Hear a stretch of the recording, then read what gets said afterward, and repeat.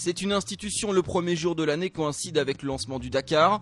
Au programme pour 2010, un triptyque de 9000 km à travers les territoires argentins et chiliens. La plus grosse difficulté étant le désert de l'Atacama. Chez les autos, l'édition 2009 avait été remportée par le pilote Volkswagen Giniel De Villiers. Cette année, la firme allemande nourrit de grosses ambitions et veut absolument conserver son titre. Outre le sud-africain, elle pourra compter sur 4 autres pilotes Touareg. On suivra notamment les performances de Carlos Sainz et de l'ex-pilote BMW, le Qatari Nasser Al-Attiyah.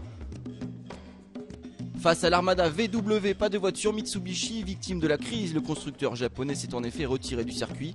Si l'écurie nippone officielle a disparu, 5 lanceurs seront néanmoins au départ à Buenos Aires. Cette année, l'adversaire le plus sérieux de Volkswagen sera le team X-Trail BMW.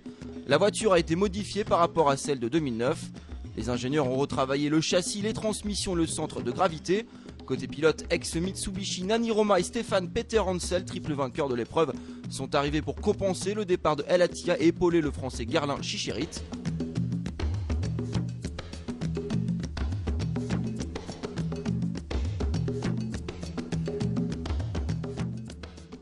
Chez les motos, la refonte du règlement devrait changer la donne.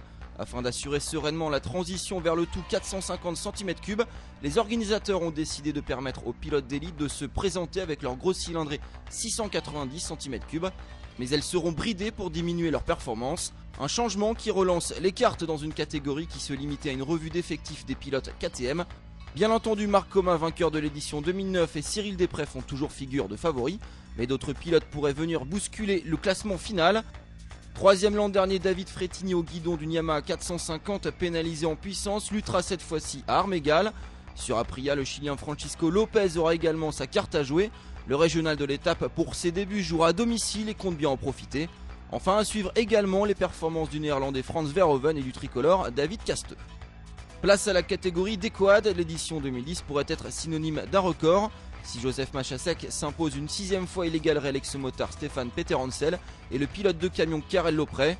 Archi favori, il a décidé de rouler sans assistance. Enfin chez les camions, l'écurie Kamaz sera à nouveau la grande favorite de l'édition 2010 du Dakar. Vainqueur de 7 des 8 dernières éditions, les pilotes russes semblent presque indétrônables.